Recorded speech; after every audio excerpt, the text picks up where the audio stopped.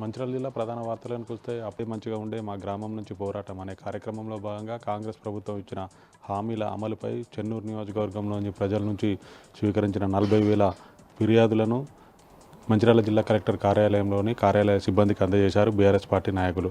ఈ కార్యక్రమంలో మాజీ ఎమ్మెల్యే బీఆర్ఎస్ పార్టీ జిల్లా అధ్యక్షులు బాల్కసుమన్ పాల్గొన్నారు. ఈ కార్యక్రమానికి చెన్నూరు నియోజకవర్గంలోని పలు మండలాల నుంచి భారీగా బీఆర్ఎస్ శ్రేణులు తరలివచ్చారు.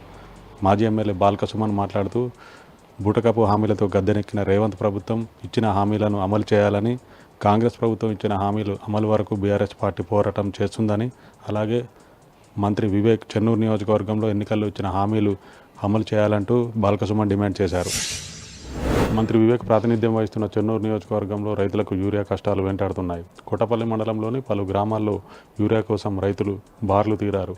ఉదయం నుంచే క్యూ లైన్లో నిల్చొని తీవ్ర ఇబ్బందులు పడ్డారు. కోటపల్లి మండల కేంద్రంలోని రైతు వేదిక వద్ద అధికారులు యూరియా పంపిణీ చేయడం లేదంటూ మహిళలు, రైతులు రోడ్డుపై బైఠాయించి ఆందోళన చేపట్టారు.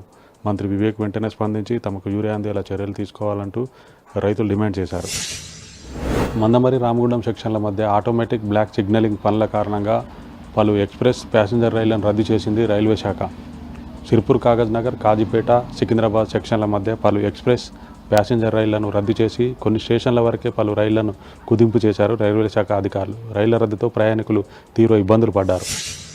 మంచిర్యాల జిల్లా చెన్నూరు ఎస్బీఐ బ్యాంక్ టూర్లో గోల్డ్ లోన్ ఖాతాదారుల బంగారాన్ని పక్కదారి పట్టించిన కేసులో ఇప్పటికే జైల్లో ఉన్న బ్యాంక్ మేనేజర్, క్యాషియర్, కాంట్రాక్ట్ ఉద్యోగిని అదుపులోకి తీసుకొని ఎస్బీఐ బ్యాంకుకు తీసుకొచ్చి సీన్ రికన్స్ట్రక్షన్ చేశారు పోలీసులు. ఇప్పటికే ఈ కేసులో 44 మంది నిందితులను అరెస్ట్ చేసి 20 కిలోల 500 గ్రాముల బంగారాన్ని 1,16,000 రూపాయల నగదును రికవరీ చేశారు పోలీసులు.